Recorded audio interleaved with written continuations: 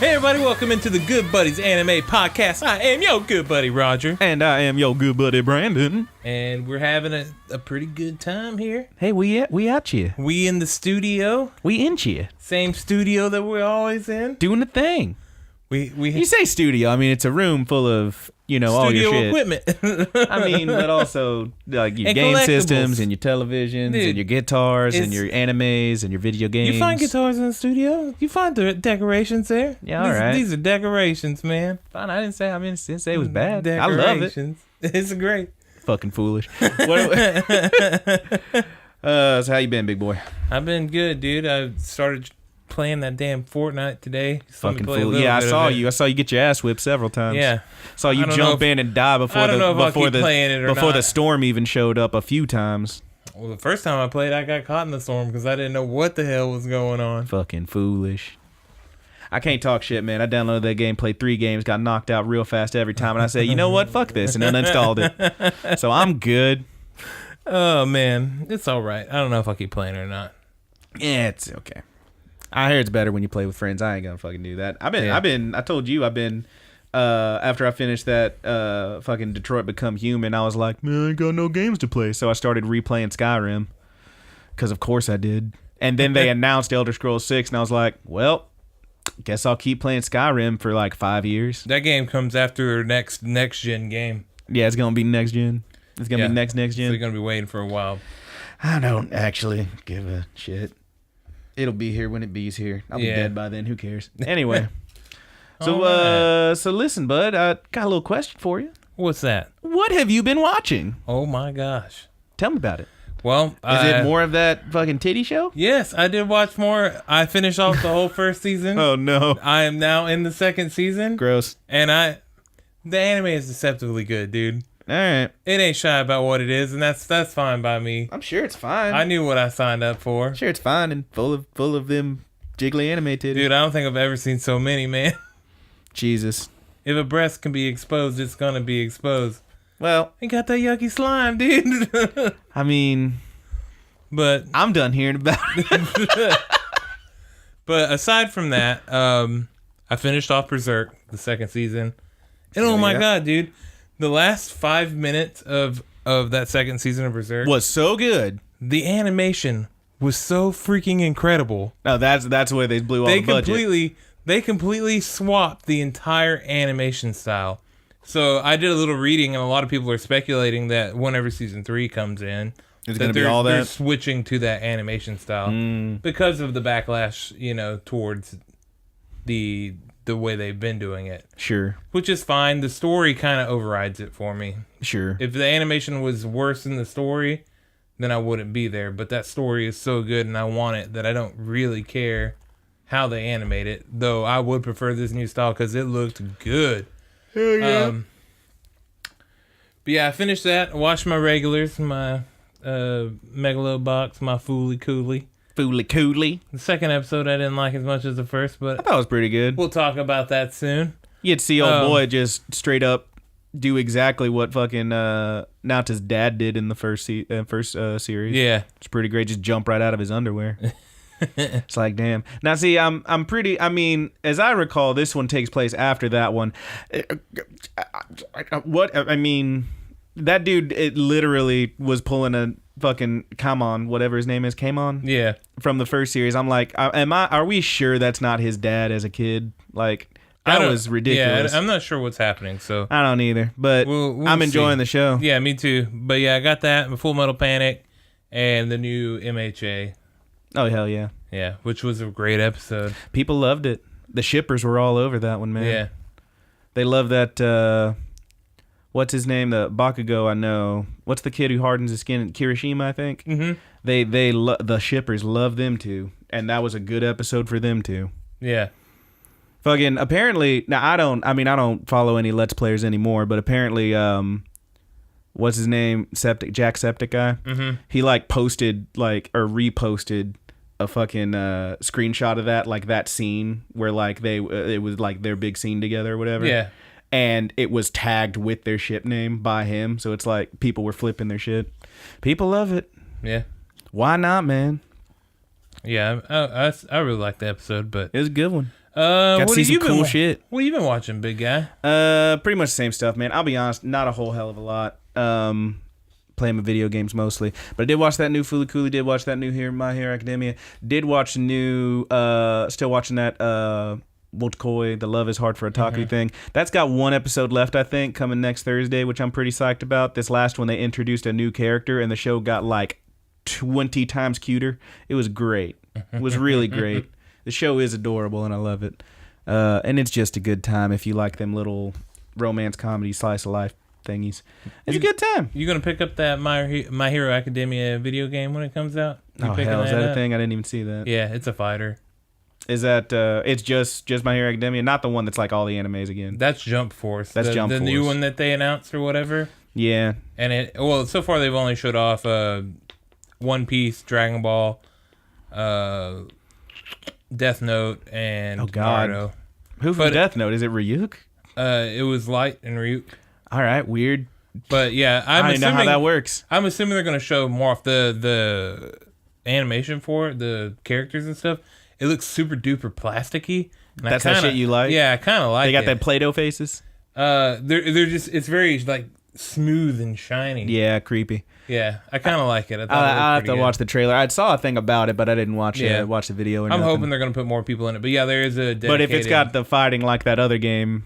What was that game called? J All-Stars? Yeah. That's what I said. Please don't let it be like that. You didn't like that one? No, I didn't, dude. I don't like... Bad time for Roger.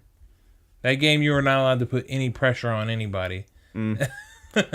Wild.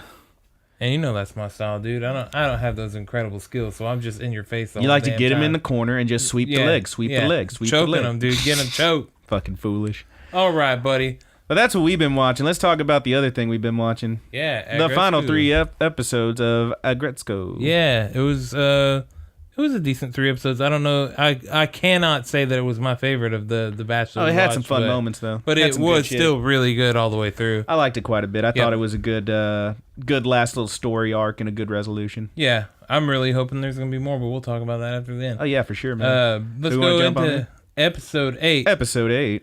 The Out-of-Pocket Prince. Yeah, so that's actually what in the dub they call him the Space Cadet. Yep. I'm talking about Risasuke, the Space Cadet from Sales. In the subtitle, they call him the Out-of-Pocket Prince, both of which give you a pretty good idea who this guy is. Real spacey. Not really paying attention ever. Doesn't appear to have opinion on anything. He's just kind of a blank slate. Yeah. But we'll get to him in a minute. This one starts with the next morning at work after that crazy-ass office party where Retsuko threw the fuck down and everybody got blown away from her she's performance. Sweating, dude. And she's sweating real hard. And she's judo chopping people. Judo chopping everybody. Finneko's like getting ready for work. She's like, oh, my head. And she's like all hungover. Wait a minute. Did Retsuko do some kind of tunk? Just judo chopped. Just gets fucking Snake Plissken, pow, right on the back, and she's out. Haida does the same thing, and she judo chops him and drags him into a closet. Got to hide the bodies, man. Can't let nobody else find them. That's how you get caught. That's Solid Snake right there. That's how you get caught, baby. But yeah, it's good shit, man. But yeah, pretty much everyone's hungover and doesn't remember Retsuko's song at all. If they start to remember, she's judo chopping them. And then Tone shows up as she's at her desk getting ready for work, and she throws herself on his mercy, saying, "I'm so sorry for what I said. Oh my gosh, I wouldn't really act like that. I had too much to drink." And Tone just goes, "What are you talking about? I don't remember anything. I drank too much." Who knows if he really does or not, but that's his story and he's sticking to it. I feel like he probably did. Probably so. But that evening at karaoke, Retsuko is explaining to Washimi and Gori what happened. And Washimi's kind of bummed that no one remembers. She says, man, fascinating. It's kind of a shame then. Like, be cool if people did know about it and they were into that shit. Meanwhile, Gori is just made of stone sitting next to her. she's a statue. And she's a complete statue and not moving. And Retsuko's like, is she okay? Washimi's just like, just ignore it. It's a lot of drama I don't want to unpack. And finally she tells her, well, she got her heart broken. And then Gory, like, her head turns, and it does, like, the stone on stone sound, like a grind. Yeah. And she just starts crying so hard. It's like a super soaker going out of her eyes. It's fucking it's like amazing. laser beams. Out of this fucking statue's eyes.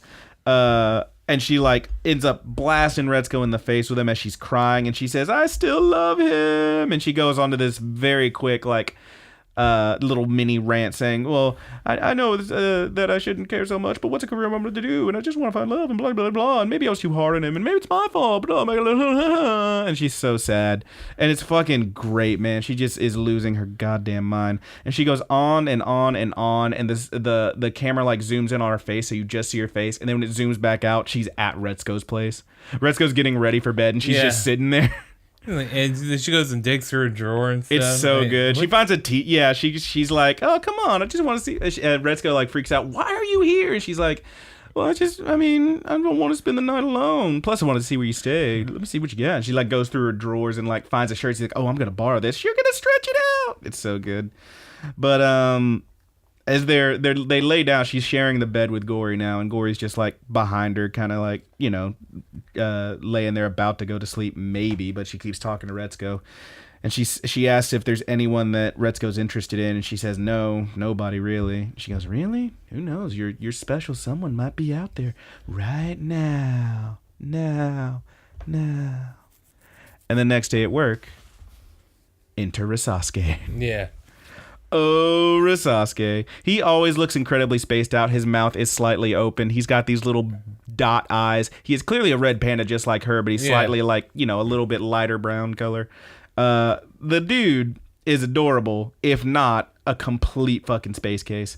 Subone, is talking to him, and she chides him for his illegible receipt that she can't read at all. And she's like, let me guess, you left it in your pocket for several days. Yeah. And then it went through the wash? Yeah.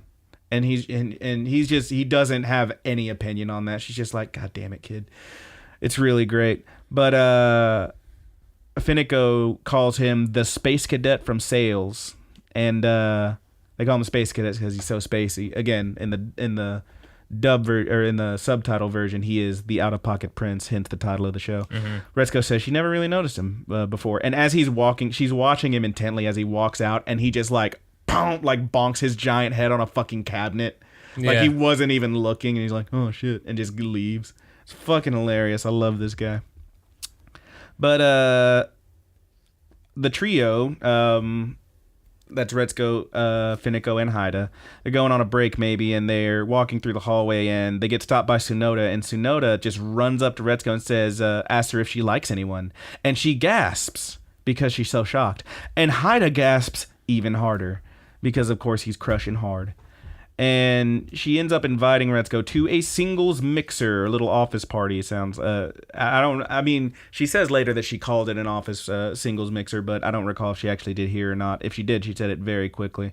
But Retsuko just keeps saying, no, I don't want to go. And Tsunoda just keeps asking her, come on, why not? You don't have a boyfriend or anything. Come on, you're single. Why not? And Fineko tries to tell her to back off and drops a whole bunch of facts and figures about how 75% of men and 65% of women aged 20 to 30 are not looking for any kind of relationship. They, as she says, are seeing love for the crappy deal it is. And Tsunoda just says, so do you want to go? Which is pretty fucking great.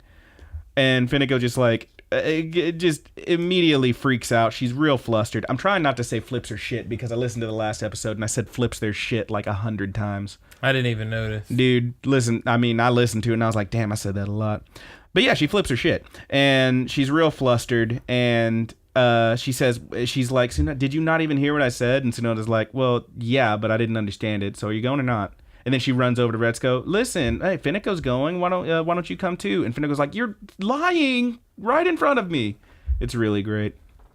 But anyway, in the elevator, Retsuko's in the elevator with Gory and Washimi, and they tell her, hey, why not try it? And she says, well, I don't really like that stuff.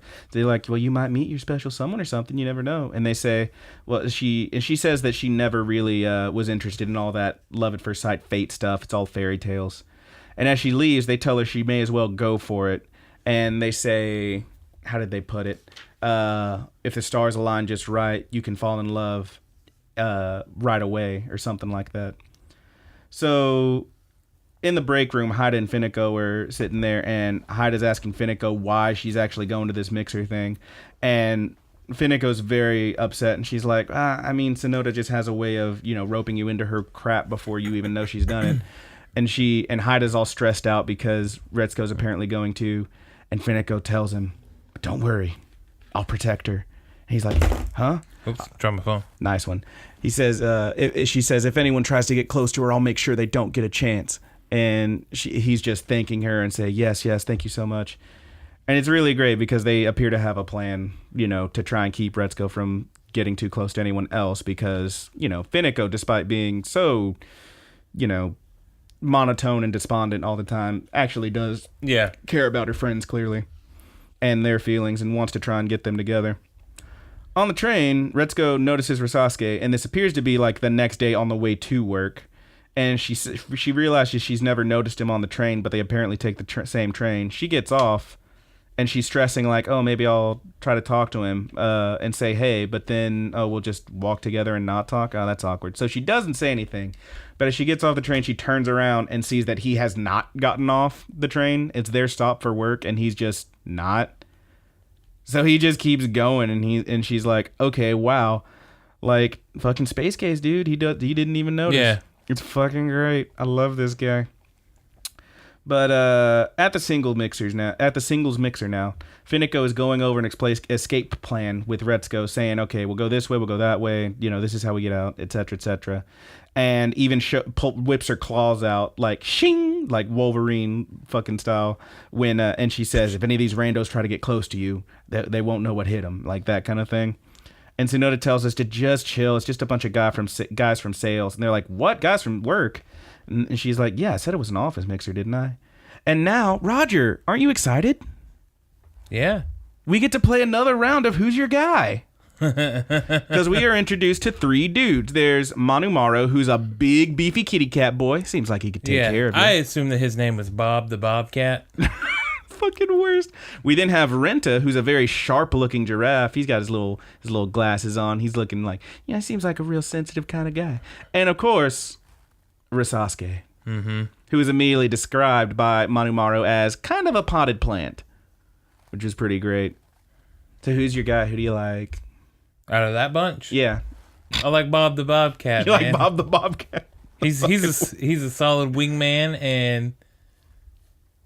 Maybe a little forceful. Yeah, a little forceful, but... He's big and beefy. Give you something to hold on to. Yeah. Kitty love. You want to snuggle the kitty? You want to pet the kitty? I do pet my kitty all damn day. Oh, Jesus. She won't let me not pet her. So. He does have an actual kitty. This isn't a metaphor. Yeah. This is not a double entendre. All right. So Retsuko introduces herself. Double entendres. Double entendres. Retsuko introduces herself, and Manumaro. I'm just gonna call him Big M because I'm not gonna say Manumaro every time. But Big Kitty. What'd you call him? Bob the Bobcat. Bob the Bobcat. Bob the Bobcat. Nah.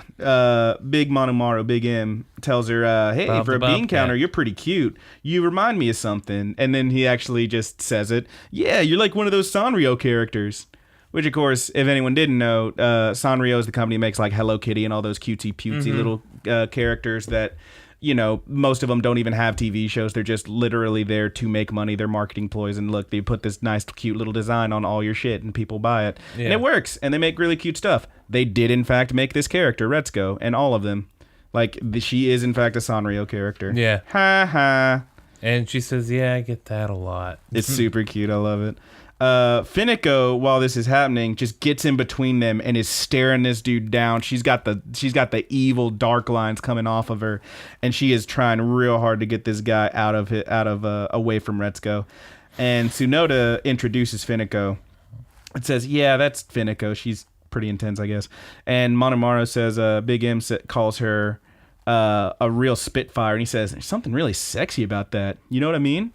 And Finico's just like staring him down, and then just ping pops, and she's blushing, and she's got the wide eyes, and she says in her head, she immediately drops this haughty demeanor she got, and she says, singles mixers are the best. She loves it. She gets a little attention, and she loves it. Finico, you're the best. Yeah, she's great. So everyone's chatting and laughing. They're all having a great time, except for Retsuko and Risasuke, who is still just sitting there drinking his like 8th fucking can of coffee. Like he's just sitting there drinking. You ever had canned coffee before? I'm not a fan. I've had it. I didn't love it. I've had like the little Starbucks bottled ones, and I guess in a pinch. Those are okay. Yeah. But yeah, like like a traditional canned coffee. Nah, man, homie, don't play that. Oh, they're pretty good. I'm not into it personally. They have them at I'm less and less into coffee lately, but I'll fuck up a cold brew. They have the Japanese ones at Dancing Bear. Oh yeah. Yeah. I'll have to try one next time I'm there. Yeah, if you feel well, I'm only there very late at night, and I don't want to drink coffee that late. Yeah, because baby, I liked it. I thought it was pretty good. I'll give it a shot sometime. But yeah, everybody's chatting, laughing it up. Retsuko and Risasuke, Christ, are just sitting there doing nothing. He's completely expressionist, drinking that can of coffee, and she's really afraid that she's boring him. And she tries to make small talk, but he's so quiet that she can't even hear him. She's asking what happened with the train? You missed our stop. And he talks, but she can't hear him. And she's like, I'm sorry, can you speak up? And he pulls his phone out and shows her one of those little QR codes, like a Snapchat style thing. Mm-hmm. And she scans it, and they just start texting. And he says, regarding the train, blah, blah, blah. He ended up missing his stop, and he was late for work because, of course, obviously he spaced out. And Retsuko is almost instantly into this. Like, she's super into this guy. Like, they're just sitting there chatting back and forth. And honestly, I mean, that's super cute.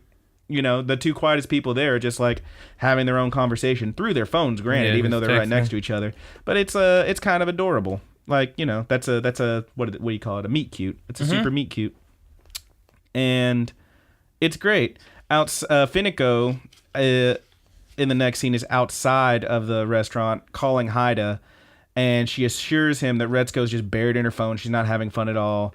Like, blah, blah, blah. You actually get to see, for the first time, and I love this, you get to see Haida in his non-work clothes, in his casual clothes. Yeah. And he's sitting there. My dude is wearing a red and black striped shirt, a sweet leather jacket, some dark pants, and he appears to be sitting, on a couch next to his bass guitar. My dude's a little punk rocker. My dude's a little rocker. I like Haida a lot. Haida's great, man. Haida's amazing. Character. Haida is amazing. But Fineko tells him, she tells him, hey, you got lucky, but this isn't going to last forever. You just need to tell her you like her. And he knows he should. Meanwhile, Retsuko is straight up falling for Risasuke. And she looks at him, and she sees his face change. Because, see, this is how it starts. This is one of those, particularly in the next episode, you get these rose-colored glasses on when you just fall for someone real quick, real hard. Mm-hmm. And instead of seeing him as the quiet kind of weirdo that he is, she instead is thinking of him as this kind of a stoic, silent type.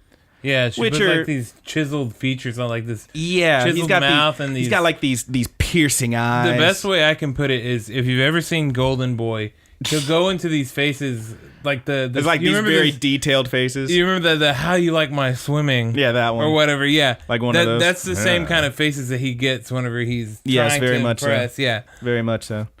But yeah, my dude, to her at least, he's looking right, even if he doesn't really look like that. Yeah. But yeah, she sees him morph, and then she's like, "Wait a minute, I'm drunk." And then she just promptly falls right out of her fucking chair, and then she runs to the bathroom, and the music is playing, and you hear her screaming. I wrote down, Retsuko has a savage honk. Yeah, she honked real hard. Super honk, dude. Super honk. But when she comes out, Risasuke's waiting with a handkerchief for her, kind of watching out for her. And Retsuko remembers what Gori and Washimi told her. When the stars align, you can fall in love right away. And that's where the episode ends, as she's taking his handkerchief. Again. Yeah. Pretty adorable the way they kind of, that kind of panned out. But damn, oh damn, she has got those blinders on. Yeah, she got them on quick, too.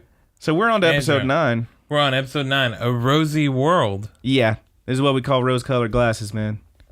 When you put them bitches on and everything looks good, even if it ain't. Mm-hmm. Retsuko wakes up with a headache. She immediately swears off drinking. She is very hungover. Hey, girl, I've been there last week. She finds this handkerchief, and she's not sure whose it is. She actually, like, sniffs it, and she says, well, it's not mine. And for a second, when she opens her eyes, the whole room is just red and pink and hearts everywhere. She's like, what? And then it wears off.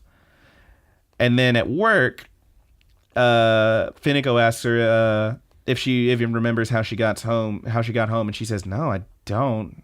I just woke up in bed, man. And Finiko says, yeah, do you remember, how about the space cadet taking care of you? Because apparently Risasuke was like helping her out, if not for that one scene throughout the night. And she's like, what? And then Tsubone shows up and has a big old binder. Well, not a big binder, but she has a binder that she wants Retsuko to take to the sales department to somebody. I can't remember the name. It's like something started with an S. But she also says, oh, and while you're there, do you know Risasuke? And she's like, yeah. She's like, tell him to hurry up with his paperwork. I need that ASAP, etc., etc. So on the way, Retsuko stops, gets canned coffee from one of the vending machines, and has a brief chat with Haida. He's like, oh, I didn't know you liked the canned stuff. Yeah. Thought I'd try it. Blah-de-blah. And then just goes about her way, and Haida's kind of like, huh. And at the sales department, everyone's gone except for Sasuke. He's the only one who's in there. He's sitting at his computer. Again, surrounded by coffee cans. He's got like 12 of them. And he's just sitting there like this is all the guy does is drink his canned coffee. And she walks over, gives him a can of coffee as a thank you, returns his handkerchief, and tells him thanks for the helping me at the bar, etc., etc. And when she looks up, he's transformed again into that stoic, hard-eyed face, man. And she says, why is he sparkly? And all of a sudden, it is, boom, the whole world transforms. It is rainbows, hearts, and cotton candy clowns. My life is sunshine, lollipops, and rainbows all the time. It's beautiful. It's a marshmallow world. It's great. My girl has fell hard. And she's got them rose-colored glasses on, baby. It is a rosy world, and she is there. She is so love-struck, in fact, that Tone's bullshit doesn't even get her down. Yeah, she don't even give a damn. She does not care. She's just sitting there with this cutesy little happy girlfriend face on, and she says, who cares? Now I'm in love. And it's great. And at karaoke, Washimi and Gori are shocked. Gori even like holds one of her eyes open and checks her with a little flashlight, like she's doing an eye exam, and she sees the little heart pupil, and she's like, damn, she's really in it. It's great. And they ask for details. They're like, so what's he like? What's he look like? Well, I do have a pic, but... And they're like, let us see. No, it's so embarrassing. Let us see. No, I don't want to. Okay, fine. Who cares? Okay, here he is. It's one of those. So good. And she shows this picture from the fucking restaurant, and it's just normal Risasuke, of course, because she's the only one that sees him like that currently. And he's just like, huh. He's there just like dot eyes and his mouth slightly open because he's one of those. And he looks plain and boring as ever. And the ladies, Gori and Mishimi, are unimpressed but supportive. And they say, well, good for you. That's nice. And then she goes off to, like, get a drink or use the restroom or something. And they immediately start talking that shit. Yeah, they start bashing him. He's like, this is the least cool guy I've ever seen. His head looks like one of those toasted marshmallows. I mean, I can relate with him. Have you talking that shit? I love it. I think everybody has to have been in that situation where they meet somebody's, like, crush or the boyfriend or their other something, and it's just like, as soon as they're like, what the hell do they see in this person? It's like the Arrested Development. It's like, yeah, this is my girlfriend, and her. Wait, her? Yeah, her. Really, her? I guess I've so good. I've done it with like girls and stuff too. Like I'll see their boyfriend. I'm like, what the hell is? For real? Yeah. I guess this guy. Really? This guy, every time I see... You talking that shit, man? Working at like a video game store and stuff like that. You're like, what the hell happened? You see a lot of there? weirdos. Yeah. You see some, relatively cool-ass people, and then their weird-ass boyfriend / girlfriend. That guy must be rich. That's fucked up. That's fucked up, and you're fucked up for saying it. Maybe I am, I guess. Anyway. You ain't never had a thought like that cross your mind? I mean, I would never voice it. Well, no. I wouldn't voice it to them. I don't know. The only man. reason I'm voicing it now is like because You I think you my don't know good what buddies people are like probably behind closed understand. doors. I try not to judge about shit because I know people have done that with me. Yeah, Like, I've gone I out guess with some I girls wouldn't that's say like, that I'm okay. so much. I guess it does come off like I'm judging that person. I'm more proud of them, happy for them. Really? Yeah, man. Happy Which for one? them. Both of them. If they're happy, they're happy. Yeah, all right. I don't know, man. It's kind of, I don't know. I try not to think That's about that that true kind of shit right there, dude. That true shit. Oh, no. Or they got a whole lot of money. Or got that God. big old weenie, dude. Jesus Christ. You're the worst. Anyway,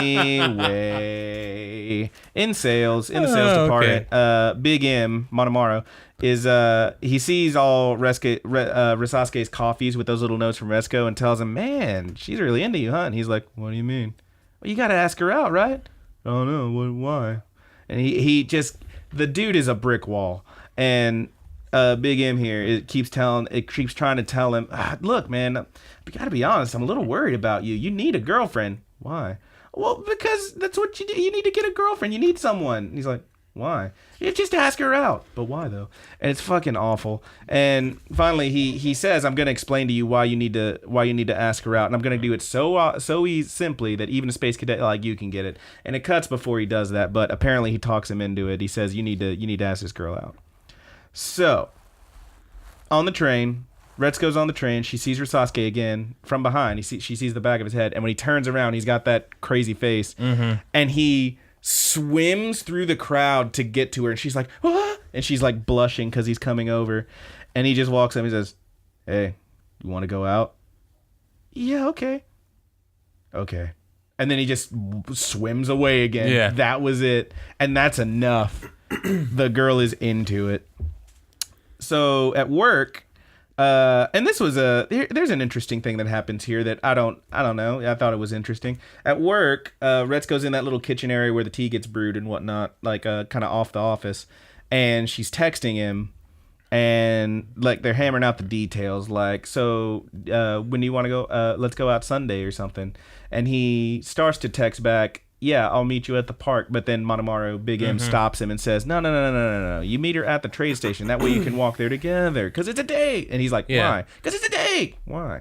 Like, it's fucking kid. Really, the whole time who Retsuko is talking to is Bob the Bobcat. Basically. Yeah. He's a little overbearing. But he's trying to set his boy up. And you know what? It worked. Yeah, and his boy ain't, he's going through with it. And there's a tiny thing that happens here that I made note of it because I thought it was like, while she's talking, her back is to the door, and you see over her shoulder the door, and Fineko and Tsunoda walk by, like, together.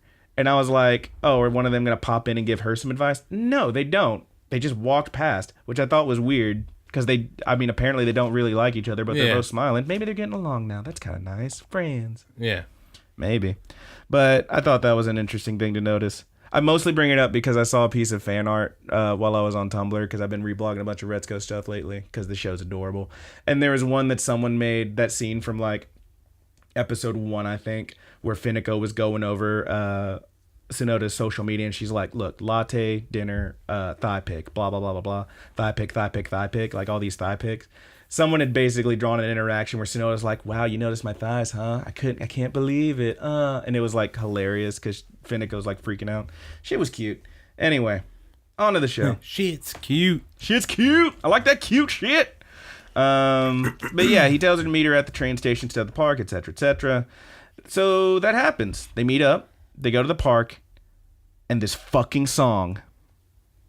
Like, there's no rage. There's no metal in this episode. No. It is a freaking love song.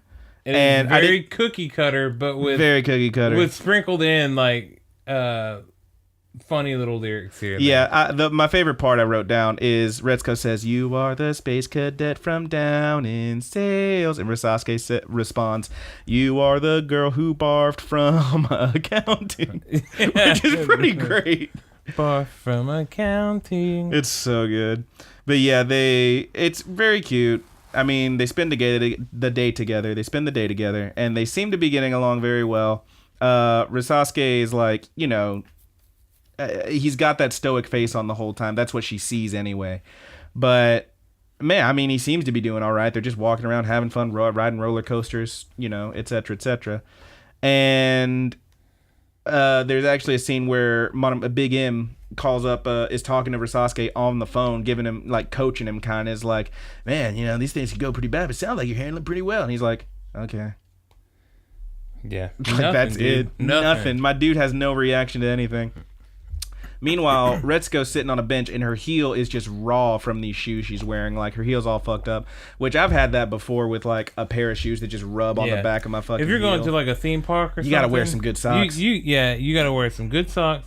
You gotta wear comfortable shoes, decent shoes, and you gotta stay away from water at all costs. Yeah, man.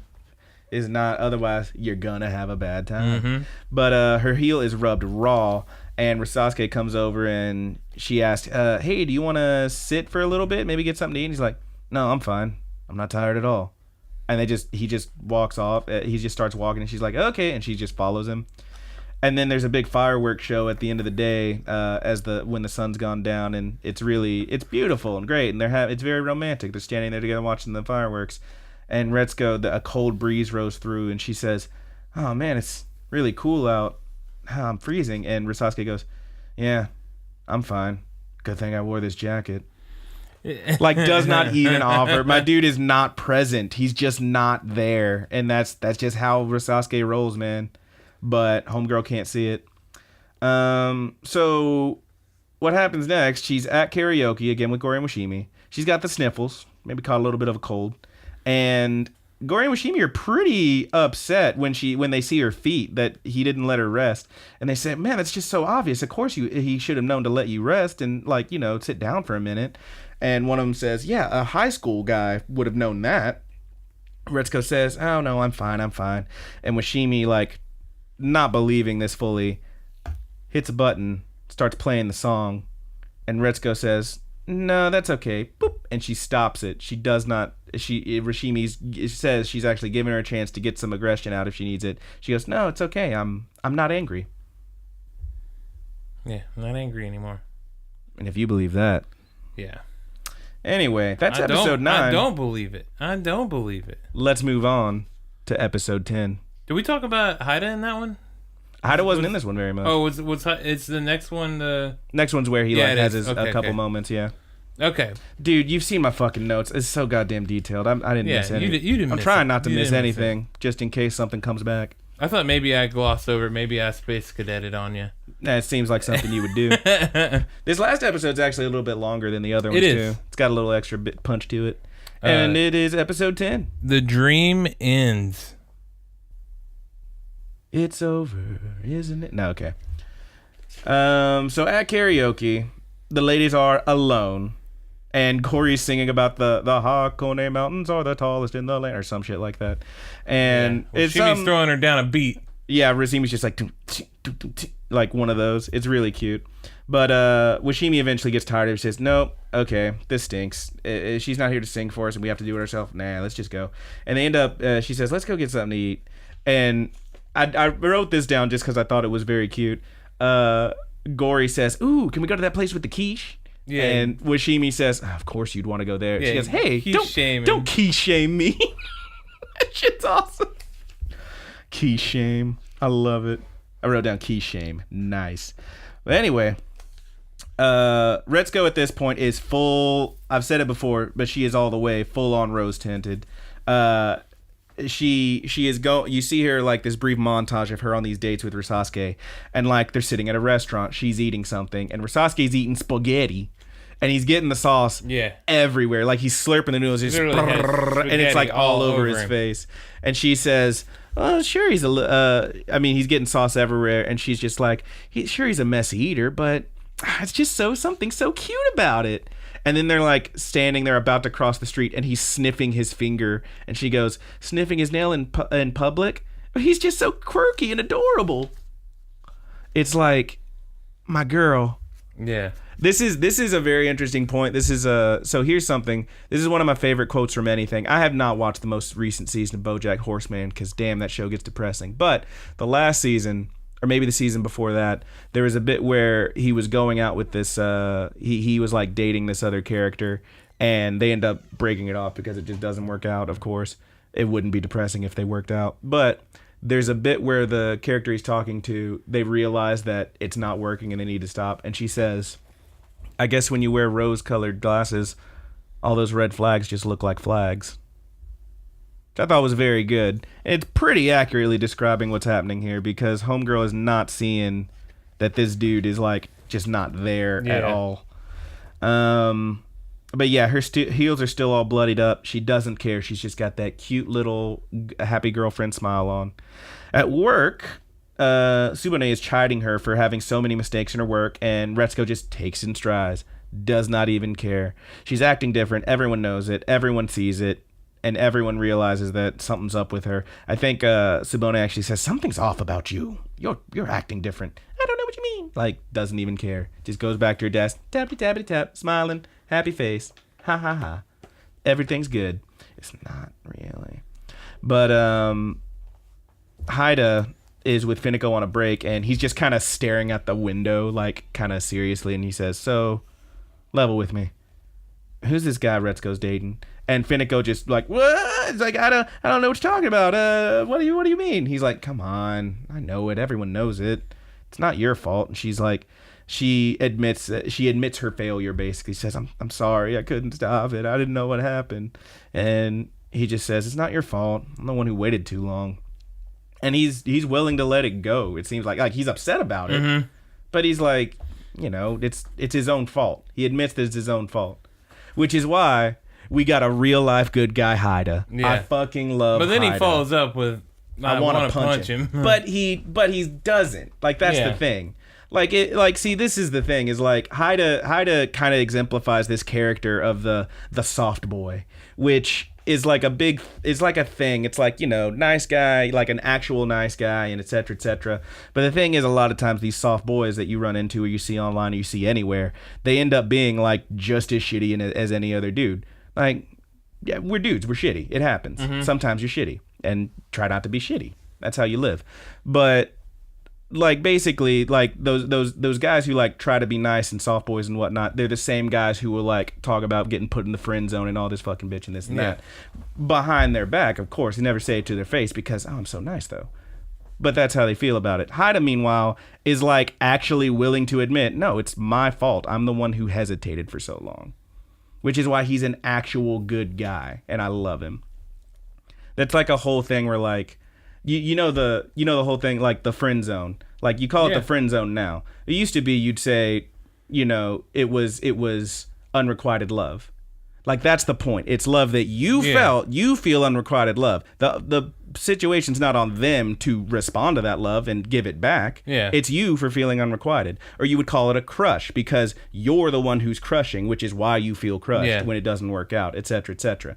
But when lately it's all gone into, oh, she put me in the friend zone. Now it's her fault. Yeah. Which is shitty. Like, don't be shitty. Look, man, we've all been there. We all done shitty things. Try to be less shitty. We all been friend zoned before. Try to be less shitty. Brandon been friend zoned a million times. I wish I could find the friend zone. I could use some more friends. Oh, you got me, buddy. Oh, I got my good buddy Roger. My girlfriend friend zones me every day. Jesus Christ. You guys are the worst, and I love you. I love you both. All right. But yeah, good guy Haida. I love him. Like, even though he's down right now, I still love him. Like, he wants to punch him, but he doesn't. I mean, he probably would. He deals with it. He's dealing with his own shit, and he's willing to admit that it's his fault for taking so long. If he does punch him, I would like him more. Well, he doesn't. But at yoga, Retsuko is psyched because she actually lost some weight. She's like, man, maybe the yoga's actually working out.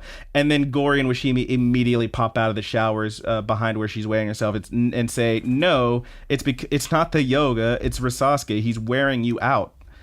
And outside, Gori finally just says, listen, I get that. I gotta be honest. The happy girlfriend thing just isn't you. It's like when you're at work and you pretend that the dumb stuff doesn't bug you. That's not the real Retsuko. And Retsuko just responds, well, what if it is? Like, what if... Now, see, this is a thing, because, like, for most of this, I'm like, man, I feel like this guy clearly isn't right for her and whatnot. Yeah. But she does appear to be genuinely happy. She definitely seems that way anyway, at this point. And so it makes sense that she say, well, what if it is? What if I am just happy? And, like... Washimi actually tells her, well, we all wear masks from time to time. And Gori's like, what? Are you really defending this? And she says, but the thing you got to keep in mind, and this is, again, very good advice, we wear masks, we pretend to be happy to keep each other happy, but if you're both pretending to keep each other happy, then you have to ask if the mask is really a good fit. Yeah. This is, again, very good real life advice. It's a fucking good show. Anyway, the couple of them, Retsuko and Risasuke, they go shopping. They end up back at Alp, and that fucking sheep is there. Hi, welcome to Alp. That fucking lady. And Risasuke has nothing to contribute the whole time. Again, he is just a wall that you are bouncing things off of. Mm-hmm. Yeah, he just uh-huhs the whole time. She's like, oh, this one's pretty cute, right? He's like, uh-huh. What about this one? This one's even cuter, don't you think? Uh-huh.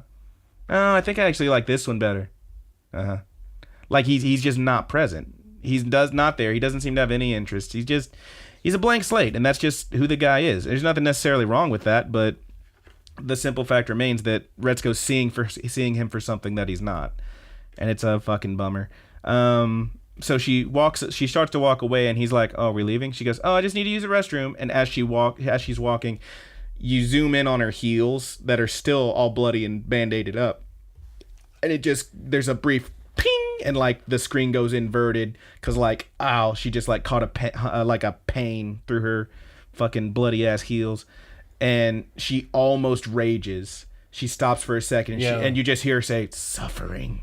And like as she's walking, she's still got that happy girlfriend face. And then she's walking to the bathroom, and like, bing, the range kanji pops up in her head, and the music starts, and she just puts her hand over it, covered it up, and just gets into the bathroom. At that point, you realize that she is hiding her true feelings. She is, in fact, hiding everything. Like she's trying to be what she's trying to make it what she thinks it should be instead of seeing it for what it is, which, hey man, we've been there too. We've all been there too.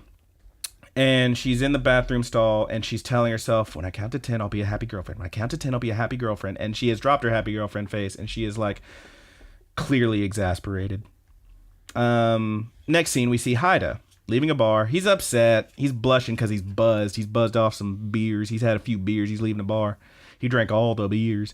And he sees a coffee can, one of those fucking same ones that Risasuke drinks, on the sidewalk. And it's raining. It's raining hard. And he's wearing his like kind of punk rock get up with his leather jacket, his sweet leather jacket, looking real brooding, walking down the street, just looking like a man, looking like a street tough, looking like a real tough guy. But he can't even take it out on a can properly. I love this fucking guy. He kicks this can, he kicks it real hard. And as he does, he slips in a rain puddle and just lands on his fucking back and is just laying there. It's a great scene as the camera slowly like drifts away from him, looking straight down at him. And then it says "wasted" on the screen. No, it doesn't. But he's just like laying there, like staring up at the sky. And he knows that it's him. He's not blaming anyone else for his fucking situation. He knows it's him. And he says, "Could I be more pathetic?" Like, granted, he's tearing himself down, but he at least knows that it's him. He's the one who hesitated and didn't ask Retsuko out. He's the one who's like so pissed off because of his own inadequacies. And you get the feeling he's gonna get through it, but he knows that it's his fault. He can't blame anyone else, and he doesn't. Again, he's being a good guy, even if he's super bummed and in a low place right now. I love this guy. I love him. I can tell, buddy. I'm gonna give him a hug. It's gonna be okay, buddy. Like your sweet leather jacket. Anyway, at work, Tone is pissed. He just got off the phone. It's the end of the fiscal quarter, and they don't have a full crew. Let's count them down. Haida, sick in the hospital, pneumonia. Fell out in the street while it was raining. Tsubone broke her wrist, shattered it, trying to open one of her fucking jars. Kabe was apparently picked up for some kind of espionage, like she's a goddamn super spy. Which is great. And the whole time, Komiya is commenting on each of those. He's like, I didn't even know she had a nephew. No. What he says for Haida, he says, yeah, right, he's not sick, he's just a slacker. Tsubone broke her wrist trying to open a jar. See what happens when you let him eat? And then Kabe is out for espionage. Does she even have a nephew? Yeah. Like, was she lying the whole time? So fucking good. I love these two. I love these fucking characters so much. And everyone else has to knuckle the fuck down. And it's time to fucking get it going. Komi is telling them the only way we're going to get through this fucking fiscal quarter, the end of this fucking deadline we got to hit, is if everyone contributes 110%. Make it happen now. We're down 3 people. We can't we can't let anything go here. And Tone says, idiot. We're really down 4 people. And he just stands over Retsuko, who again, smiling happy girlfriend face. And he says, you are useless to me all happy like that. You just keep the tea coming and stay out of my way. And she's like, okay. And working through the night, it like flashes forward a little bit. It is now like dark out. They're working all damn night long. And Tone is going in on that goddamn abacus. He is just got it. Give me another and another and another. And he's just running through these fucking things like it's nothing. Fineko's seeing all this and she says, man, he's faster than all of us on that thing on our computers. This is ridiculous. And it's just outrageous. My dude is going all the way in. He is nailing it. And he's just, and then right as she says that, he holds up a ledger and says, Fineko, your numbers are wrong. Give me something to work with, woman. And just goes on to another and just getting the shit done. Again, hard ass, kind of a jackass, needs to chill out. Good at his fucking job. Yeah. My dude knows what he's doing. Killing it, dude. He's killing it. Retsuko gets up and goes to make some tea. And as she's doing so, this is kind of a nice one, the little teapot's giving her a little whistle, like maybe you need to blow off some steam. And Tone shows up in the little kitchen area, and he walks in. He says, I want some coffee. And she says, oh, I'll make some. He says, no, I'll make it myself. And this is one of my favorite scenes in the whole goddamn show, where they have this little heart-to-heart. Mm-hmm. And Retsuko apologizes for being so useless because, you know, he said he couldn't use her. She was all happy and she wasn't actually there to work. And Tone takes a sip of his coffee he just made and he says, do you know what accounting's all about? And he goes into this short speech about how it's all about tracing out how much money goes where and how much money comes in and keeping everything balanced. And he says if someone half-asses their numbers, then that's one mistake and it happens again. And they pile up. Those mistakes just pile up on top of each other unless you nip it in the bud, and that hurts the company, and that ends up hurting all of us too, all the people who work for the company too. And then he looks over his shoulder at her and he says, "So how long are you gonna half-ass your numbers?" And she's just kind of, she doesn't say anything. She's still got that happy girlfriend face. And he says, "You keep giving out more than you're giving, or you keep giving out more than you're getting, and pretty soon there's not going to be anything left." And Retsuko just starts tearing up and finally drops that smile because she knows he's right. Yep. And she says, "You know, it was her shitty boss that had to give it to her straight." That's what I love about him, man. Because I told you before, even though he's such a shitty fucking dude, he's the only one who looks through her bullshit and tells her like it fucking is. And that's exactly what he did here. And she says, "You know, you really are a good person," as she's tearing up. And he tells her, "Yeah, you call it what you want, but I'm just a bastard who's willing to give it to you straight." And he starts to walk out, and Retsuko stops him and says, "Hey, I want to work too. Please, I want to help too." And Tone just kind of turns his head and says, "Well, then come on. That's why we go to work, to kick more ass together than we could by ourselves." And then they get out there and both of them are going in. He's clickety-clacking on that fucking abacus. She's clickety-clacking on that fucking keyboard. And they are going nuts, man. It's fucking beautiful.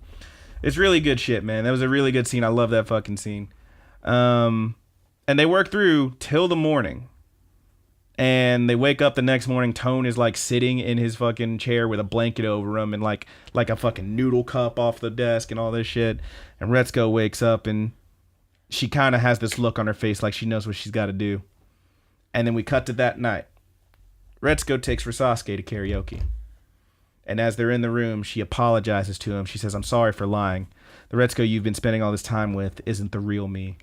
And she puts on the song, and it does that same thing it has done. She starts it up, and the TV comes on, and like the room goes all red.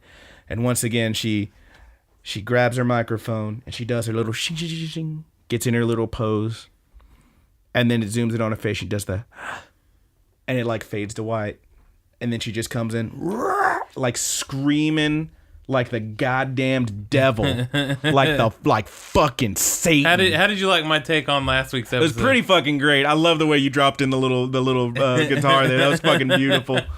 That shit was good. That shit was real good.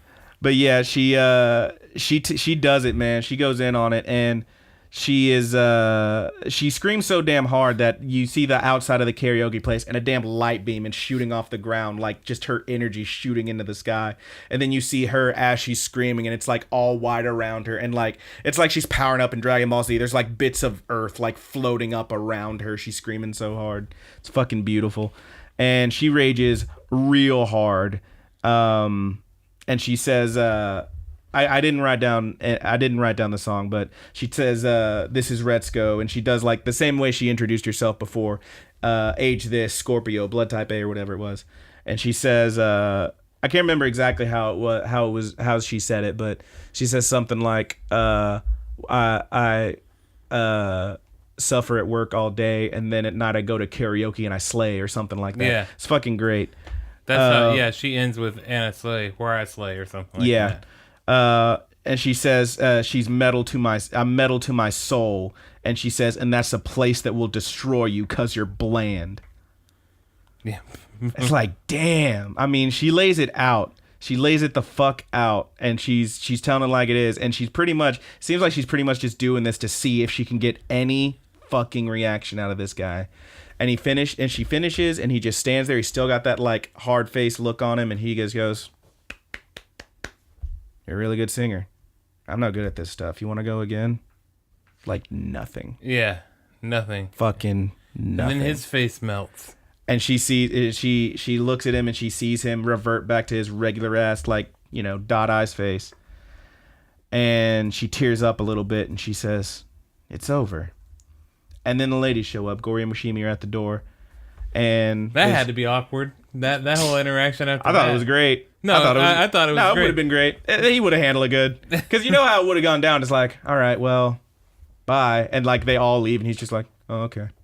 Like that's exactly how it would have gone down. We've seen this guy. That's how the dude lives. Maybe you're right. Maybe you're right. Do you really think he would have protested to any of that? He's never protested anything in his life. I think all I was saying is that it would have felt maybe awkward for them. Yeah, awkward, just all around. Like everybody probably felt a little awkward. I don't know, man. I think they knew what was up, and they had to do. It is just a cartoon, so I don't know. It's a pretty real cartoon, though. This cartoon's real as fuck.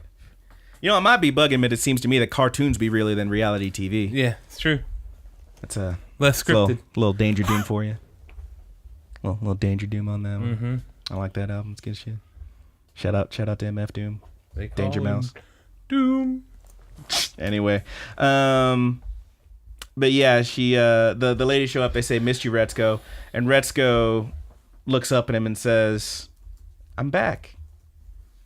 And then we see Risasuke taking the train home after what may have been an awkward situation. I don't know, but he takes the train home, and he goes into his house, and you see him open the door, and there's just a huge collection of course, potted plants, because that's what he is. And he stands there looking at all these ferns and cactuses and all these beautiful little plants, and he says, I'm back. Yep. It's good stuff. The potted plant has potted plants everywhere. Hey, man. I mean, he's got his own thing. He's got his own thing. I thought that was a really good scene that, like, it's over between the two of them, but both of them just say, I'm back. They're back where they should be, where they feel like they belong. It's good stuff. Anyway, Feneko and Retsuko are visiting Hyde in the hospital. He does, in fact, have pneumonia. What a fucking chump. I love him. And Feneko steps out to get, like, some water for his flowers or something and says, I'll give you kid some time alone. And he looks at her and says, hey, are you okay? And she's like, you're the one with pneumonia. And she says, yeah, but I meant, like, after the space cadet. And he kind of lays it out there, finally. And he says, I mean, I just keep thinking, how did I lose to that guy? And he says, I mean, I'm the one who really gets you, Retsuko. And then, again, this is another fucking thing, is that when again, a whole thing with, like, dudes who get way into girls and say, like, oh, she put me in the friend zone or whatever, when they don't reciprocate their feelings. It's because you have some idealized version of them, and then you don't, instead of seeing them for what they are and as an actual person, etc., etc. And he fucking says that. He says, I know you, but I'm the one who knows you the best. And he says, well, that's what I want to say, but the Retsuko I know is the idealized one in my head. you know where I'm going with this? Like, he can't just put the words out there. And he says, you know where I'm going with this? And she says to him, well, I do, but if you don't answer properly, I can't answer. And he says, well, that's fair, I guess. And then the camera pulls out and you just see the two of them talking. And it sure as hell seems like they're, finally on the same page at least. Mm-hmm. And I love it. And then we get a little, there's one more scene here with Retsuko. She's walking down this little path that's like lined with trees on either side, like cherry blossoms or whatever, just like she was at the beginning of the show. When she like did her big like freeze frame air jump and then cracked her fucking ankle. And as she's walking, she says, even if it's awkward and even if you fall on your face, you keep moving forward. Because when you do, you're stronger than you were the day before. Or something to that effect. Mm-hmm. And she jumps just like she did at the beginning of the show. And she lands on her feet this time. She's there. She made it. Yeah, Stuck the landing. Stuck the fucking landing. 10 points. 10s across the board. And at work, shit's still wild. But she's making it work, man. She's making it work now. Tone's got all this paperwork. Tsubone has these fucking jars that she needs opened. And then she needs Retsuko to feed her because her fucking wrist is still broken. Kabe is back from vacation, which was definitely a vacation and not some kind of horrible, blah, blah, blah. Yeah. It's fucking great. And the final shot, she gives Tone some paperwork that he needed. And she starts to walk away. And he's like, you call this done? And she goes, oh, well, what's wrong with it? And before, when she was giving her little speech, you saw like the microphone falling through the sky, which was a pretty cool visual. Mm-hmm. Here you see it falling again. She says, oh, well, why don't you tell me what's wrong with it then? And we see the microphone start falling down. And he's like, typical. How are you going to say the paperwork's done? And then he shows it. It's the tiniest thing. It's stapled at the top corner, as you would staple a stack of papers. Yeah. But it's like straight, and he says you need to put the staple at a 45-degree angle so that like it's easier to open. Those conditions. You can't. That's actually straight out of the like Retsuko short films. Like she had that exact scene with Komiya, which was really great. And as he's saying this, you see the microphone fall into her hands, and then she just turns around and starts raging like right in his face as he's right in her face, and it's a really great scene, and that's where the show ends. And it's beautiful. Great. I loved it. It's beautiful. I really enjoyed this show. I can't say enough how much I enjoy this show because you got a review for 3 words. Oh man, it's real, man. Yeah, mine are. It's fucking real. Real freaking life. It's good shit. Real freaking life. It's real. It's fun. It's life. I think you nailed it, dude. Yeah. I think it's real freaking life. Yeah, I liked it a lot though. It's legit, man. Like it's got a lot of good shit to say. Like, she spends all this time. Like the biggest thing for me is like she spends all this fucking time so sure that like everyone's against her except for the few friends she has, like her fucking boss and Sabone and this fucking meerkat guy. And then everything's just wrong and nobody can be right. And oh, I'm so miserable. I want to leave this job. I'm gonna just fucking quit. Well, and the other job fell through. Well, I'm gonna get married so I don't have to be here. Well, that seems like a shitty idea. Well, I fell in love with someone. Well, you didn't really. And like this whole time she's like everything's so bad, but you realize through the show, even like talking to Tone and talking to fucking everybody else in the fucking show, she realizes that you're trying your best and shit sucks, but shit sucks for everybody and we're all trying our best. And like that's how it fucking works, man. That's life. Mm-hmm. And she finally like realizes that and accepts it in the end, and it's fucking great. It's just a good show, just a really good show. Yeah, just a great show. I love it.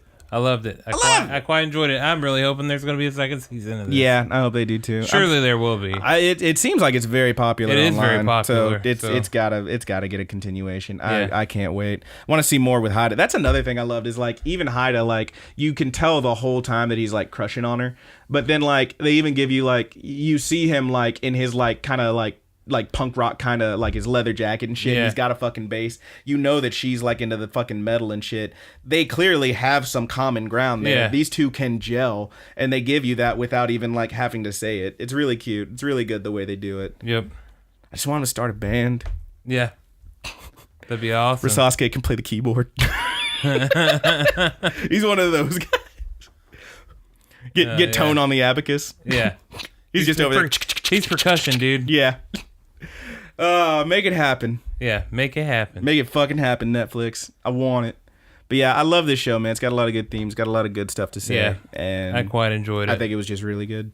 All right, let's go into to close out the show. Let's go into some questions. We got some questions.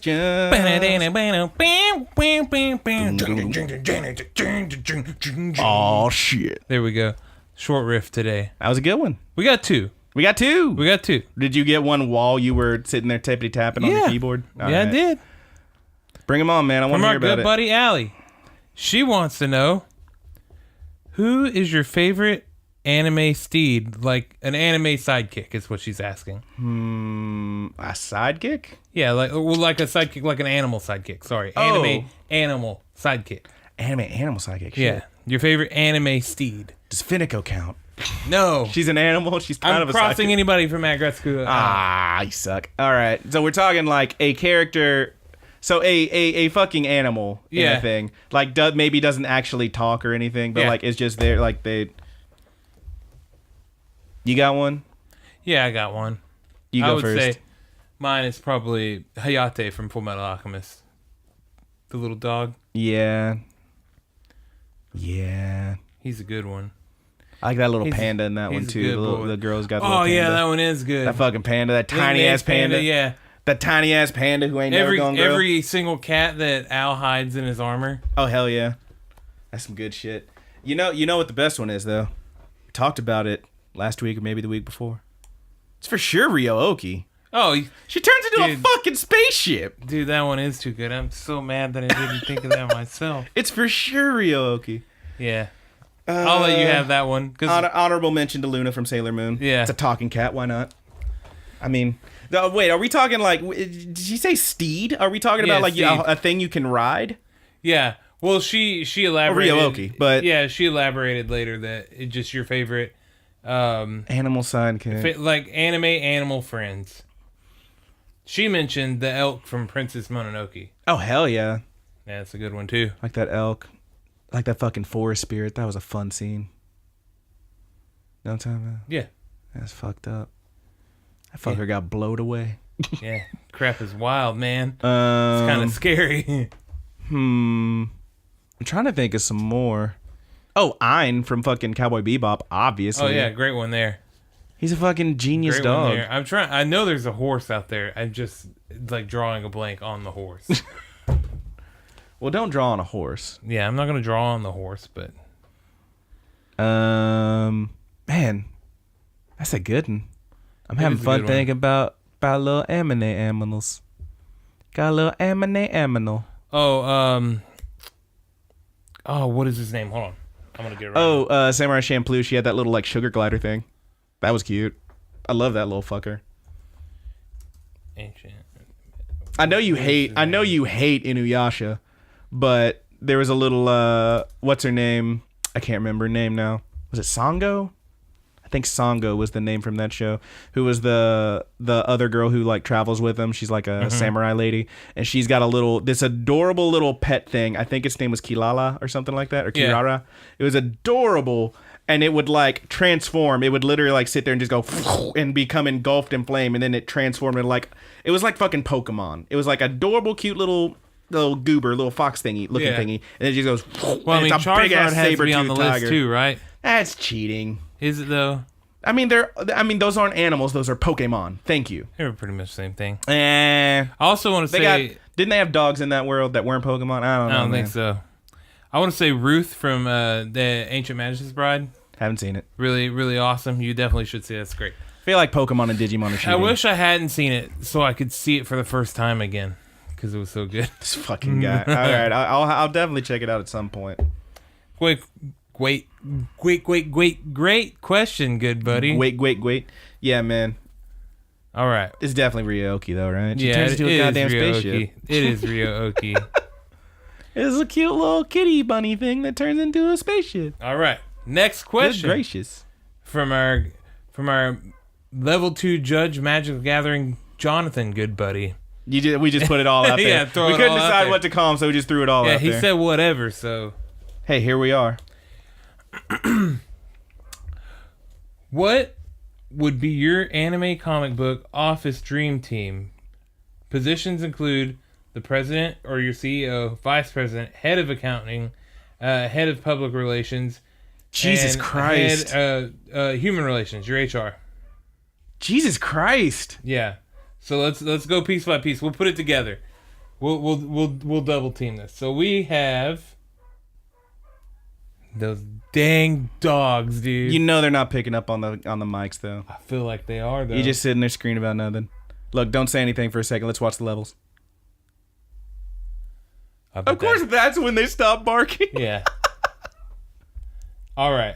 So we need the president or the CEO. So we're going top down with this one. Yeah. Who's our Vince McMahon of the? Oh Jesus.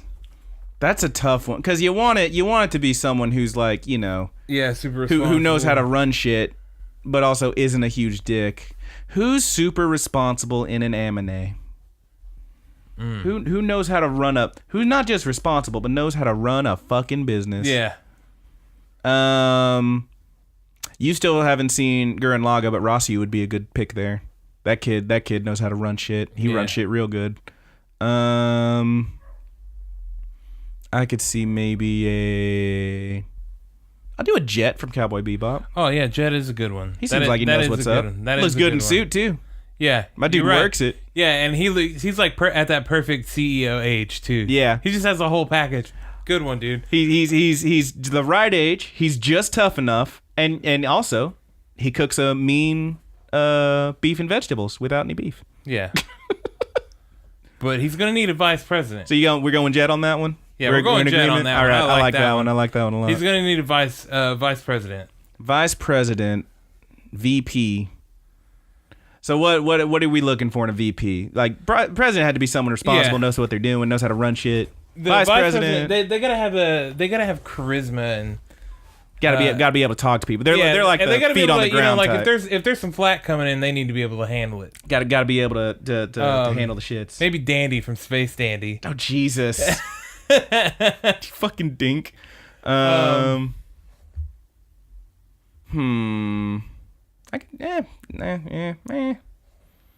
wait, how did we not say? You know who the worst boss would be? Fucking shit. What's his name? Shinji's dad.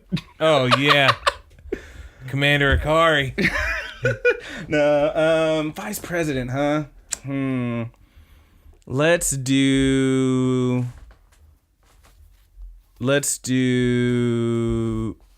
Ooh, the major.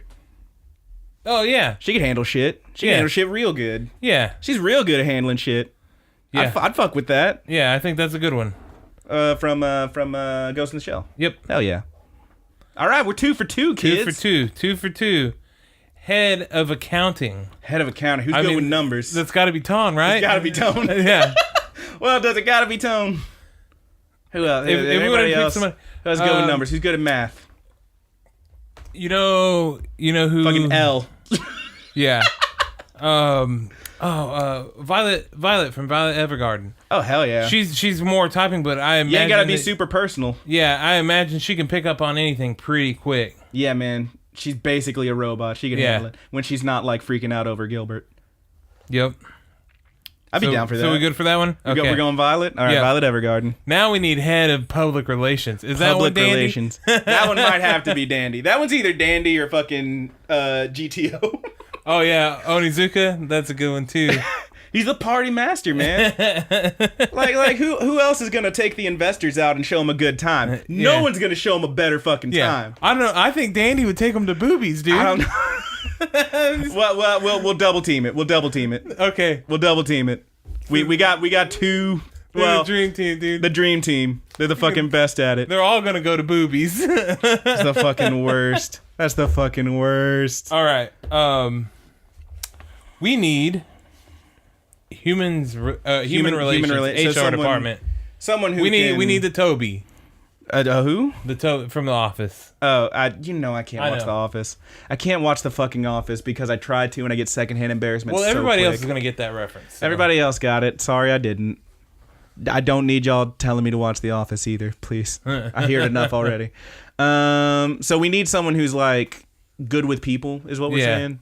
or just somebody completely wrong for the job? No. I want someone right for the job. Someone who's good with people. Someone who's kind, who can relate to people on an emotional and, professional level. Yeah. Okay. We could double team this one again. You know who I like? Who you like? Oh God, I'm gonna fuck up their names. The girls from Trigun. Oh, isn't one Millie, of them Millie and I can't remember Is it the other one's name. Meryl? Yeah, it is Meryl. Millie and Meryl? I think so. I think that's right. I like them.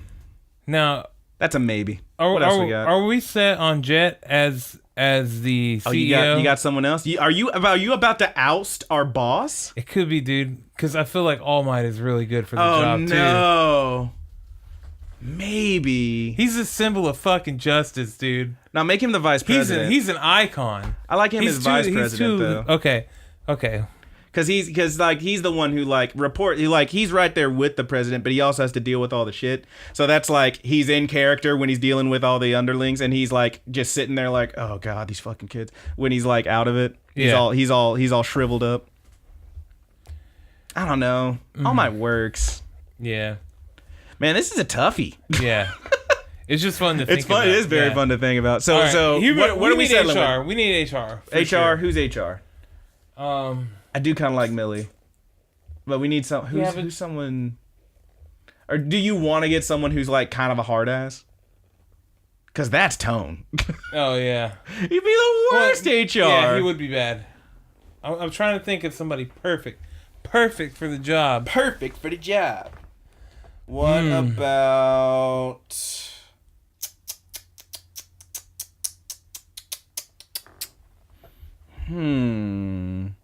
We're both just looking around the room at all of his I got fucking... anime stuff hanging, so I'm trying to... Haruko. No, that's horrible. That's the worst. I'm just going to start naming characters as I think of them.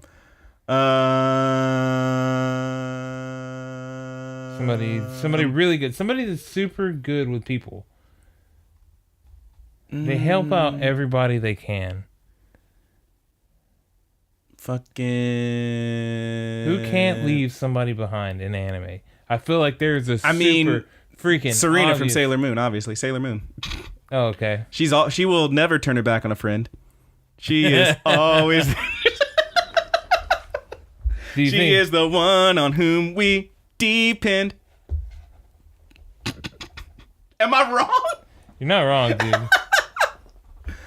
I kind of like that. I kind of love that. Yeah, okay.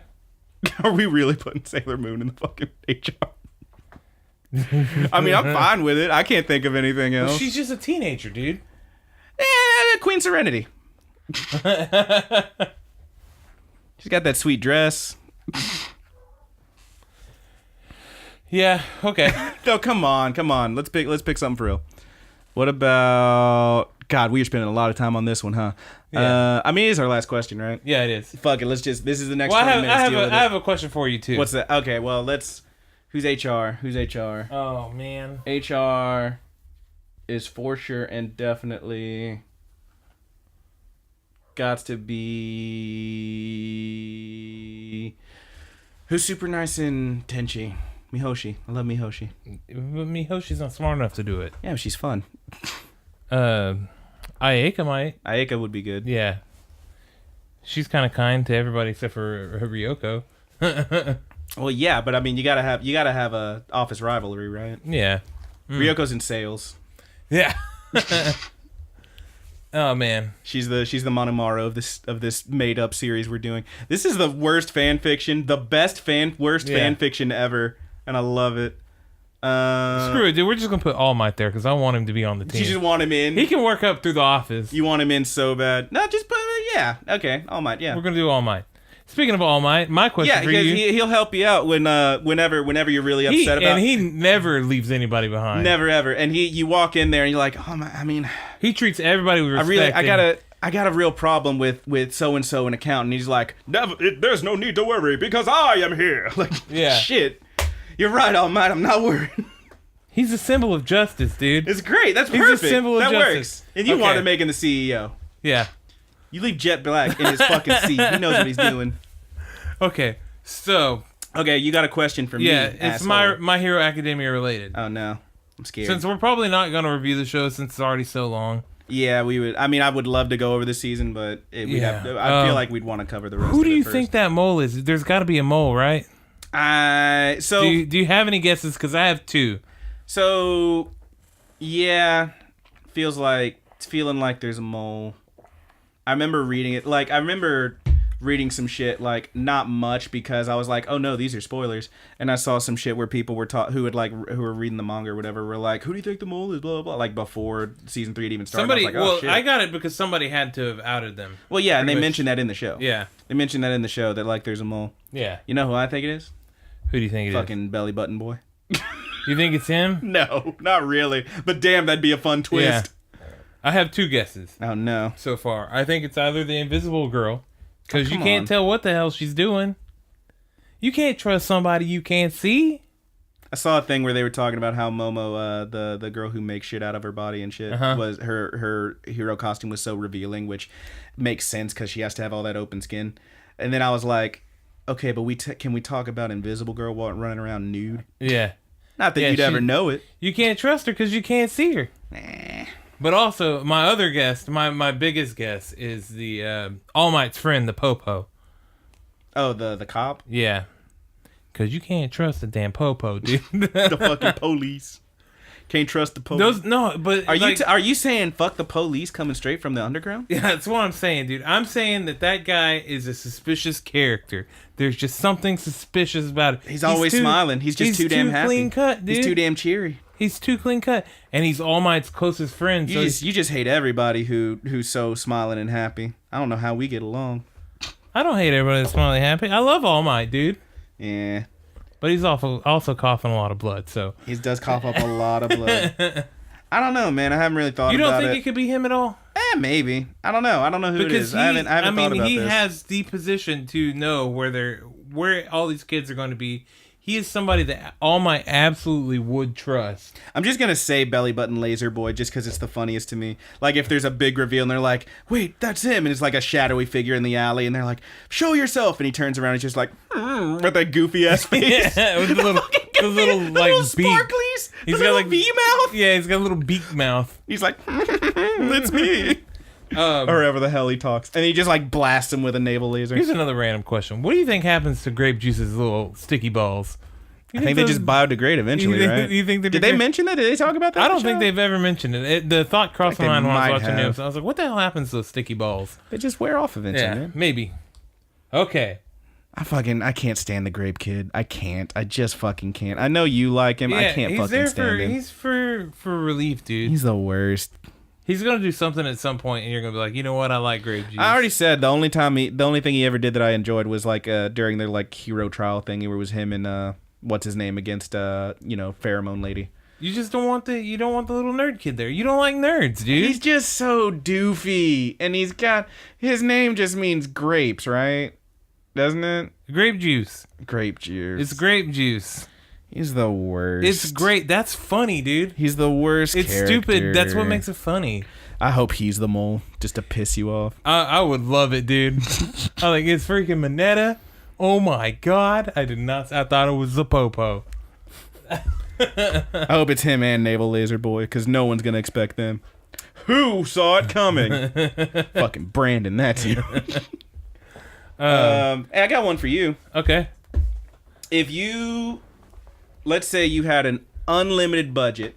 Okay. You had literally all the money in the world. Okay. And some anime studio comes to you and say, hey, Roger, we know you love them animes. We want you to make a show. It could be a reboot. It can be a continuation of a series that was canceled or was finished forever ago. It could be a whole new thing. What are you doing? Ooh. Unlimited money. Go. Unlimited money?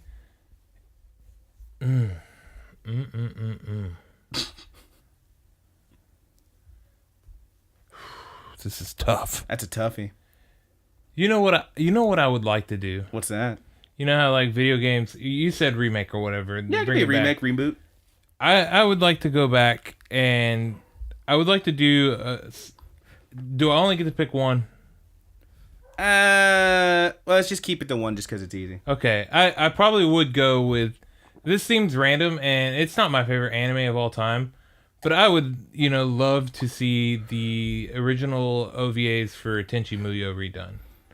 That's some good shit. Yeah, I would love to see that, have everything brought back in and just all the space battles and stuff upped with CG and stuff now today. I think it could look really cool. That might be what I would do. Pretty sick. I'm into it. Yeah. Trying to think of something that ended abruptly that they're, like people have been waiting, do something for the people. There's got to be something out there that people have been waiting on for freaking ever. Yeah. I don't know, man. I'll take more Samurai Champloo. You know what? I bring back Ultimate Muscle. That's what I would do. Oh my god. I want Ultimate Muscle back because it's too damn hard to find. You fucking ding dong. Ultimate Muscle, we're getting that back. You fucking ding dong. You're the worst. Alrighty. So, next week new series. We're starting a new series. Let's do the thing. And this is the hottest off the press series that we have ever done. It's going to be so new that I had to time it to make sure that we were recording the final episode of this. The final episode of the anime will be out the day before. This fucking guy right here. So we'll all be watching that final episode on Thursday. We've heard him talk about it. It's Megalobox. We're watching Megalobox. Megalobox. We're getting our good buddy Brandon into Megalobox. He told me you told me that you wanted to do this one, and we needed we wanted to do something that we could time out good. Yeah. So that we could do this one right on, and I, for that purpose, made sure not to watch any of it. Yeah. I mean, I've been watching it. I'm gonna watch. How many episodes is it? How many episodes is it gonna? It's gonna be 13. So we're gonna do the first 4. Next 4. You know what? I think we should. Let's do the first 4. The middle, we'll do the next 5, and then we'll do the final 4. Okay, that works. It all works out the same way. We just haven't done the major chunk in the middle. Okay. So let's do that. And you're gonna hit us like right on a cliffhanger and piss me off. I'm trying to think. I've definitely seen up to episode 9. Actually, that's actually a decent spot to leave off right there. Okay. But yeah, so this anime is trusting you here. It's amazing. The fights are like it has such a good. Give me a brief overview. Like, what's it about? Because all I know is that there's a guy with robot arms. It looks like. Okay, he doesn't have robot arms. He's got exosuit. Well, technically, it's kind of an exosuit. Yeah. Okay. So in this future, boxing and prize fighting and stuff is a big deal. It is like the sport, and it's called. They're doing a tournament for Megalobox, and essentially you put these.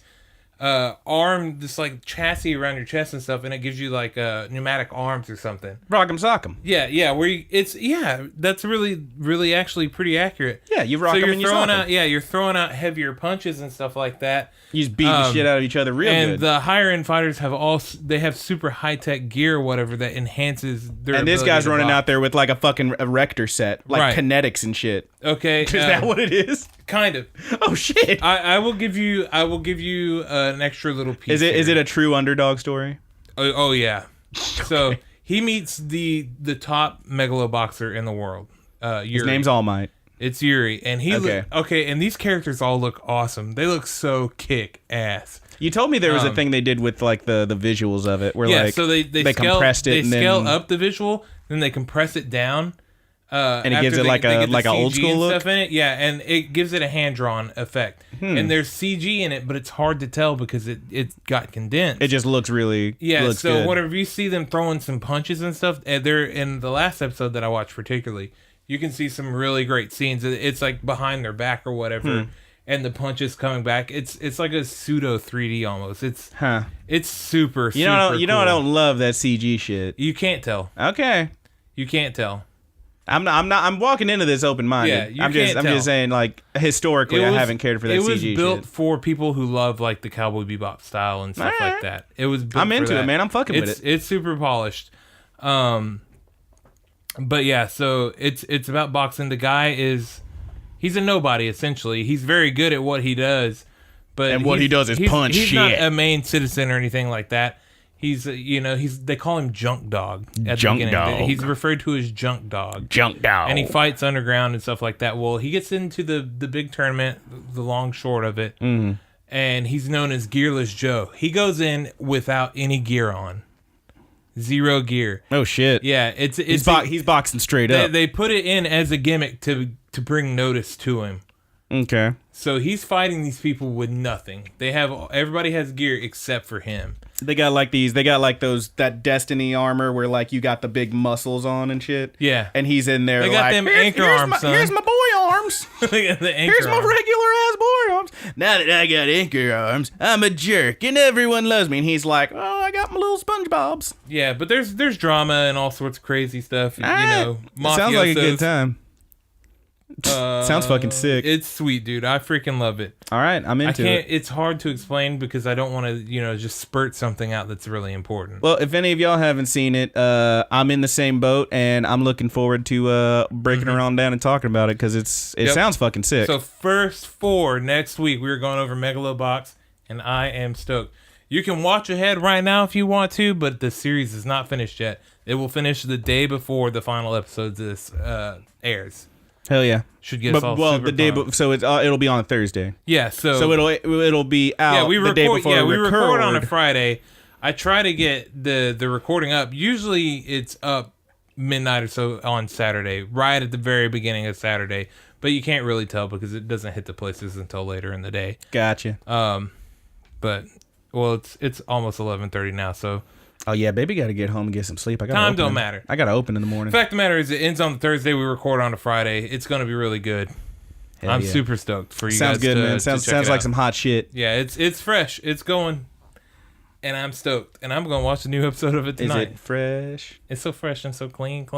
Fuck you. All right. Let's hit those plugs, big boy. All right. We got Facebook. You can find us at Good Buddies Universe. If you're watching this on YouTube, which you just might be, you know it's Rapid Kick Media. Yep. We got the Twitter. As TGB_anime pod. Sorry, I'm space. He's spacing out a little bit. He's space cadetting. Oh no, my brain is. Brasowski, no. My brain is on overdrive. We also got the Tumblr, thegoodbuddies.tumblr.com. Yeah, you can remember with any of these if you tweet at us, comment, ask a question, anywhere you can leave a question, or you can send us a question to thegoodbuddiesanimepod@gmail.com. It's good shit. You'll be able to find us on iTunes. Stitcher, Podbean. We're on all the podcast shit except for Spotify. But any Google Play, anywhere you can find us, or good shit, good podcasts and stuff, or aggregate sites where there's a bunch of podcasts, you will find us there. It's good shit. So, yep. I would, of course, like to give a shout out to our good buddies, the Married with Seamonsters, a.k.a. the Mary Janes, for the use of our opening theme song, Paperdoll. It's good shit. It's good shit. Check them out at marriedwithseamonsters.bandcamp.com. Also on Spotify, but, the good shit's on Bandcamp. And our good buddy Petty Theft for the outro song. Who you can find on SoundCloud /Petty Theft. That's 2 P's at the beginning, 2 T's at the end. Petty Theft. Petty Theft. Petty Theft. That's how he makes it. Petty Theft. Anyway, for our outro, we still don't have a name. Just call it. The Good Buddies. We're gonna raffle that name off, dude. Somehow, some way. Yeah, somebody's gonna get that name for us. But I think that about does it for us. I think we're wrapping it up. And who took us out? You took us out last week. Right? I did take us out last week. So I will go. I am your good buddy Roger, and I'm your good buddy Brandon. Hey, all right.